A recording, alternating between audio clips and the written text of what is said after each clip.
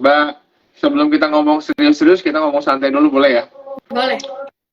Nah, gitu. Gimana 2023 ini resolusinya apa, Mbak Rati?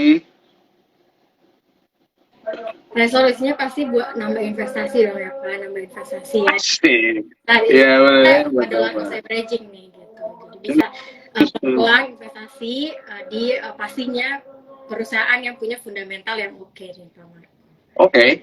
Mantap, semoga resolusi ini juga bisa menjadi inspiring bagi teman-teman di sana yang lagi nonton ini ya. Tentunya banyak hal. Ya, di sini saya yakin ada yang sudah menjadi investor dari tahun 2022 atau mungkin sebelumnya sudah ada. Tapi mungkin juga di sini baru nih di awal-awal tahun 2023 mungkin melihat teman-temannya menjadi investor kok kayaknya seru ya. Kayaknya bisa menjadi salah satu hal menarik untuk investasi saya, menambah investasi saya. Nah, teman-teman tentunya perlu guidance ya. Nah, guidance itu semoga melalui pembicaraan kita dengan Barati ini tentunya bisa memberikan banyak sekali nih insight agar teman-teman ke depan nextnya harus berbuat apa. Nah, tapi biarkan saya memulai dari gini Barati. Sebenarnya kalau boleh dikasih rangkuman sejak pandemik deh. Ya, sejak pandemik 2020, lalu 2021, 2022, menurut Barati kondisi kita sebenarnya seperti apa sih progresinya? Kalau misalnya dibilang progres ya secara makroekonominya sendiri, kita punya perekonomian itu sebenarnya cukup solid ya, Pak Marco. Apalagi kalau kita lihat pemulihan ekonomi itu benar-benar terjadi di tahun 2021 dan 2022. Jadi kalau kita lihat dari PDB di Indonesia sendiri, ini mengalami cukup signifikan ya, padahal di kuartal kemarin, di kuartal 3 terakhir, itu kita punya pertumbuhan PDB 5,3% ya, Pak Marco. Jadi memang kalau kita lihat secara makroekonominya sendiri, ini memang kita punya pertumbuhan ekonomi itu cukup solid, terus beberapa indikator ekonomi yang solid. Bahkan kalau kita lihat tuh kemarin di tahun 2021 ya, kita punya cadangan devisa itu tertinggi sepanjang sejarah di kuartal 2021. Ya, karena kita punya kinerja ekspor juga bagus. Kemudian kalau kita teman-teman juga tahu juga ya terkait dengan kita punya surplus neraca perdagangan yang udah berturut-turut ya 30 bulan ke atas berturut-turut ya untuk surplusnya. Dan kemudian kalau kita lihat beberapa indikator ekonomi lainnya seperti kita punya PMI manufaktur yang memang cukup di level ekspansif ya selama 16 bulan berturut-turut, itu juga jadi salah satu sentimen positif buat makroekonomi kita nih. Jadi kalau kita punya kondisi perekonomian yang solid, otomatis kita punya IHSG juga pastinya akan terdorong ya oleh sentimen positif tersebut. Gitu. Berarti tadi ada mention mengenai PMA. PMA itu koreksi kalau saya salah adalah Purchasing M-nya apa ya? Purchasing M-nya apa? Index Manufaktur. Nah, Purchasing Manufacturing Index. Jadi itu untuk mengukur sejauh mana orang untuk belanja gitu Mbak ya? Iya, jadi di situ ada komponennya daya beli masyarakat. Kita bisa lihat nih output produksinya seperti apa. Semakin besar, semakin berada di level ekspansif, otomatis kan output produksinya tuh besar. Nah, output produksi yang besar ini pastinya didorong oleh daya beli masyarakat yang kuat. Jadi kalau misalnya kita lihat daya beli masyarakat kita juga sebenarnya masih resilient ya teman-teman, walaupun memang inflasi kita kemarin sempat meningkat, namun memang tidak setinggi inflasi di beberapa negara lainnya. Jadi kalau kita lihat memang secara makroekonomi kita punya fundamental cukup oke sih di tahun 2020 kemarin ya. Iya, confidence dong. Tadi kembali lagi deh, tadi Mbak Rati ngomong soal daya beli ya, daya beli masyarakat. Kan sejak awal pandemik juga orang pasti ngomong ya gitu, ketakutan lockdown segala macam. Lalu akhirnya berjalannya waktu 2020, 2021, orang masih sering berkata mengenai daya beli masyarakat yang berkurang. Menurut Mbak Rati, apakah memang daya beli masyarakat berkurang atau memang polanya yang berubah? Karena setahu saya, yang saya lihat adalah ya kembali nih, pertama PMI tadi naik, kedua kita juga melihat sepertinya kok di tengah kondisi seperti ini orang-orang tuh kayak masih aja tuh belanja, masih aja tuh mereka misalnya bahkan muncul hobi baru, orang beli sepeda gitu ya, sepeda yang kan harganya bukan cuma sejuta 2 juta, harganya puluhan juta dan itu marak sekali di Indonesia. Nah, menurut Mbak Rati, ini apa? Ada memang situasinya membuat orang lebih menahan uangnya untuk belanja, atau memang sebenarnya daya beli memang menurun nih? Di tahun lalu apa di tahun 2022 nih, Pak Marco? Overall, Mbak, sejak awal pandemi khususnya. Kalau sejak awal pandemi ini kan kemarin memang daya beli menurun ya, lihat dari PDB juga terkontraksi kan, nggak cuma di Indonesia tapi di luar juga terkontraksi. Terus kemudian pemerintah nih melakukan namanya quantitative easing nih. Jadi mungkin teman-teman tahu ya, quantitative easing tersebut nggak cuma di Indonesia tapi di luar pun dilakukan quantitative easing di mana untuk mendorong daya beli masyarakat tersebut nih. Nah, makanya dengan adanya quantitative easing tersebut nih, setelah diberikan stimulus, terus kemudian juga akhirnya daya beli juga meningkat, kemudian investasi juga meningkat kan ya tahun 2021 2022 pasca pandemi gitu kan. Nah, hal itu yang membuat akhirnya nih permintaan daya beli pulih. Nah, itu yang membuat terjadinya inflasi di luar nih, di beberapa negara maju, apalagi ditambah invasi Rusia Ukraina yang mana kita tahu kan sebelumnya ada inflasi. Jadi hal itu yang membuat di luar tuh punya inflasi, di beberapa negara punya inflasi yang cukup signifikan nih. Nah, itu juga yang membuat salah satunya tadi inflasi yang lumayan tinggi di tengah memang pemulihan daya beli masyarakat yang tinggi tadi. Jadi memang akhirnya di tahun 2022 ini beberapa bank sentral ini melakukan yang namanya pengetatan kebijakan moneter nih. Jadi yang kemarin tuh dikasih uang ya, diberikan uang untuk stimulus, kemudian di tahun 2022 ini mulai ditarikin lagi nih uangnya karena memang inflasinya udah jadi sama beberapa bank sentral tuh yang namanya dilakukan yang namanya pengetatan kebijakan moneter, yang salah satunya naikin suku bunga. Nah, kenaikan suku bunga ini mendorong yang namanya pengurangan daya beli masyarakat nih, karena kan tingkat suku bunga naik, terus kredit juga naik ya teman-teman semuanya. Terus juga kalau kita lihat properti kemarin tuh di bulan November itu tertinggi ya sepanjang di US untuk kredit properti itu tertinggi di sejak tahun 2001 sampai 2000 ya, di tahun itu tertinggi sejak tahun tersebut ya. Hal itu juga pastinya akan membuat daya beli masyarakatnya juga akan terkontraksi.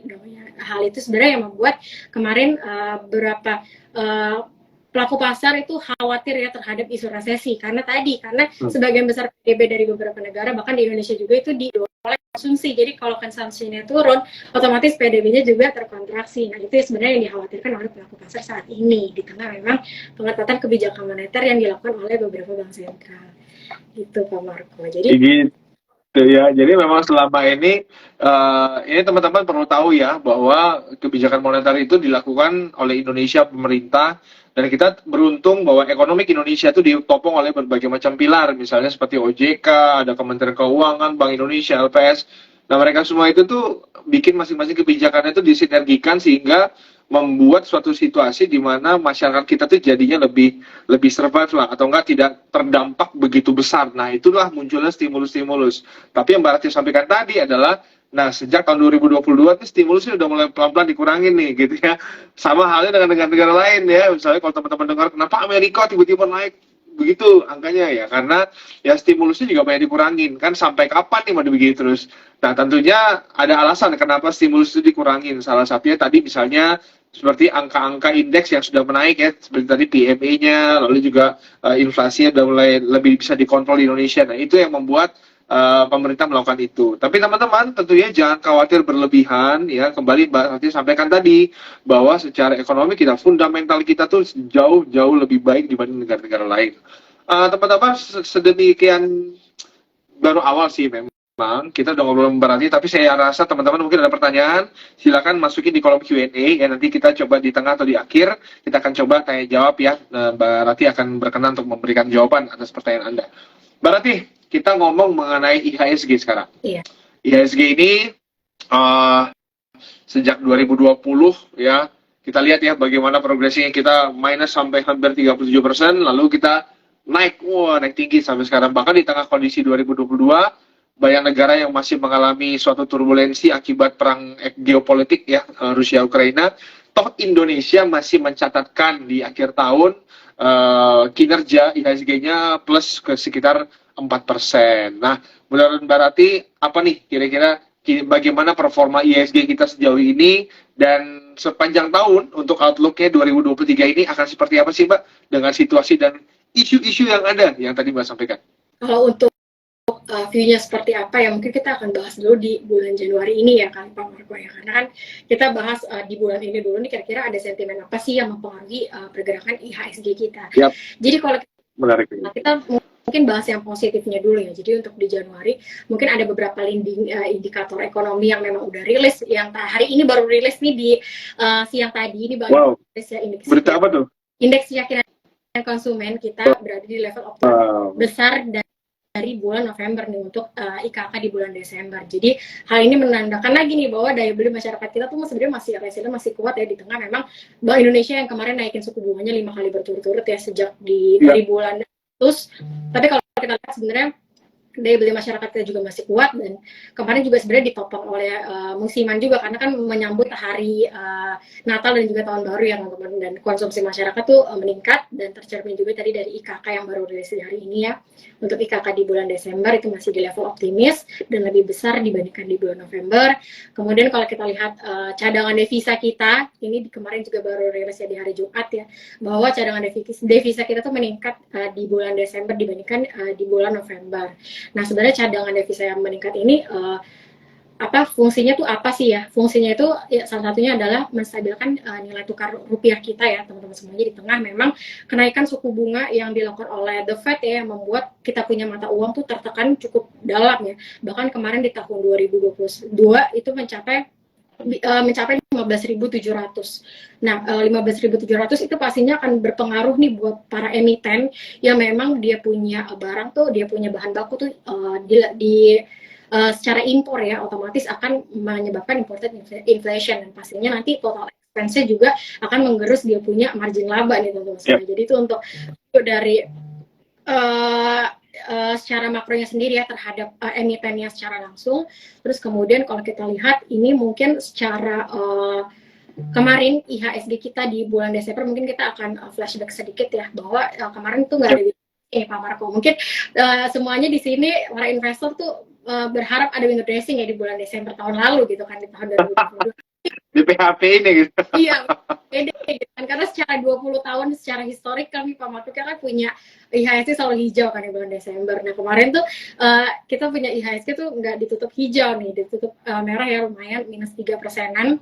Hal ini dikarenakan memang ada capital outflow ya teman-teman dari pasar ekuitas. Jadi memang hal itu juga tercermin dari ya tadi kenaikan suku bunga The Fed yang pastinya akan membuat ya capital outflow di pasar saham kita. Dan itu tadi sentimen secara negatif dan positifnya.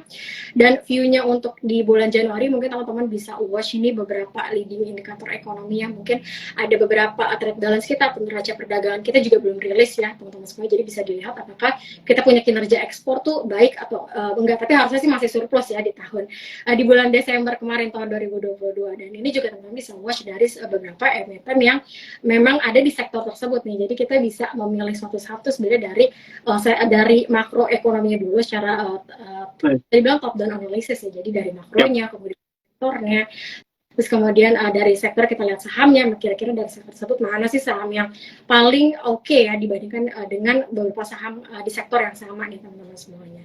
Jadi kira-kira kalau kita lihat overall kita punya leading indikator ya untuk datanya kan di bulan Januari nih bulan ini ya, berarti kan leading indikator data-data yang memang ada yang memang rilis di bulan Desember kemarin ya. Tapi kalau kita lihat memang secara keseluruhan itu sebenarnya masih oke, dan kalau kita bisa dibilang baik. Oh ya, tadi Kak Marco juga udah mention juga bahwa kita punya indikator ekonomi itu masih baik dibandingkan dengan beberapa negara lainnya. PMI manufaktur kita masih ekspansif dibandingkan ada China itu masih di level kontraktif, kemudian juga ada US yang masih kontraktif juga, terus juga di kawasan Eropa itu juga masih kontraktif ya untuk PMI manufakturnya ya teman-teman. Jadi kalau kita lihat untuk secara makroekonomi sendiri, secara makronya sendiri ini Indonesia tuh kalau kita bisa bilang masih oke, dan harusnya terrefleksikan dari pergerakan IHSG kita nih oke juga, karena kan pastinya ada beberapa emiten yang relate dengan tadi kondisi ekonomi makro tersebut ya teman-teman semuanya. Dan untuk di tahun ini lagi-lagi kita masih akan lihat ya keputusan dari beberapa FOMC meeting yang dilakukan oleh The Fed yang memang masih akan hawkish nih teman-teman untuk naikin suku bunga di tahun ini. Bahkan di FOMC kemarin ini di minggu lalu ini The Fed bilang kalau misalnya The Fed ini masih akan naikin suku bunga, karena kalau kita lihat sebenarnya data ekonomi di US ya, seperti ada unemployment rate atau kalau kita bisa bilang tuh data pengangguran itu sebenarnya masih cukup rendah ya, di mana kalau data pengangguran rendah berarti pasar tenaga kerjanya juga masih solid, dan pasar tenaga kerja yang masih solid ini menandakan inflasi di US tuh sebenarnya masih tinggi ya teman-teman semuanya, dan hal itu yang membuat The Fed itu naikin suku bunga. Nah, kalau The Fed naikin suku bunga, otomatis kita punya Bank Indonesia, kita punya Bank Sentral juga naikin suku bunga, karena kita harus mengikuti ya, kalau enggak kita punya mata uang kan terdepresiasi cukup dalam ya teman-teman semuanya. Bahkan kalau kita ya memang secara IHSG sendiri, kalau kita lihat dari makroekonomi secara keseluruhan, memang IHSG kita nih diselimuti ya oleh sentimen secara eksternal ya Pak Marco. Jadi secara domestik sendiri kita punya perekonomian sih masih oke. Jadi memang teman-teman perlu ketahui bahwa kenapa tadi Mbak Rati sampaikan bahwa IHSG kita, ya pasar modal kita tuh sangat rentan terkait dengan isu-isu, bukan hanya isu domestik, tapi juga dari sisi isu global gitu. Karena memang ternyata bahwa investor kita juga masih sebagian itu juga masih dimiliki oleh investor asing, sehingga kalau terjadi suatu katakanlah seperti action ya yang diambil langkah-langkah oleh bank sentral luar, terjadinya geopolitik war yang ada di Eropa, dan itu tentunya bisa mempengaruhi ke Indonesia.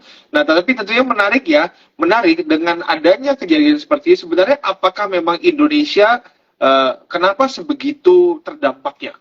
Nah, dalam hal ini kita mau bahas nih teman-teman dengan Mbak Rati, bagaimana sebenarnya IHSG yang tentunya nilai itu juga ditopang oleh kinerja dari perusahaan-perusahaan tercatat yang ada di bursa, apa sih sebenarnya dampaknya terhadap IHSG itu sendiri? Nah, IMF kemarin sudah memproyeksikan bahwa di tahun 2023 ini boleh dibilang sekitar sepertiga ekonomi dunia itu akan mengalami resesi. Saya rasa ini informasi yang sepertinya sampai terbawa mimpi oleh orang Indonesia ya, khususnya bagi para investor. Gimana nih? Ini mau resesi 2023 segala macam. Ya kembali ya, ini yang disampaikan adalah dunia, global, bukan Indonesianya. Jadi teman-teman jangan termakan begitu saja mengenai informasi seperti ini. Perlu teman-teman sikapi dengan sangat-sangat bijak bahwa sebenarnya apa sih yang menjadi kekhawatiran, yang menjadi isu di 2023. Nah, Mbak Rati, berbicara mengenai isu ke arah resesi di 2023 ini secara global, sebenarnya bagaimana dengan kinerja emiten yang ada di Bursa Efek Indonesia? Kita tahu 2022 banyak perusahaan-perusahaan yang justru, ya, koreksi kalau saya salah, dengan adanya perang geopolitik, dengan adanya kebijakan-kebijakan tertentu yang terjadi di wilayah-wilayah negara lain, itu justru mendatangkan hal positif bagi perusahaan-perusahaan ini. Misalnya karena krisis energi yang ada di Eropa, akhirnya ada batu baranya yang akhirnya melonjak luar biasa sehingga ekspor kita meningkat. Bagaimana menurut Mbak Rati?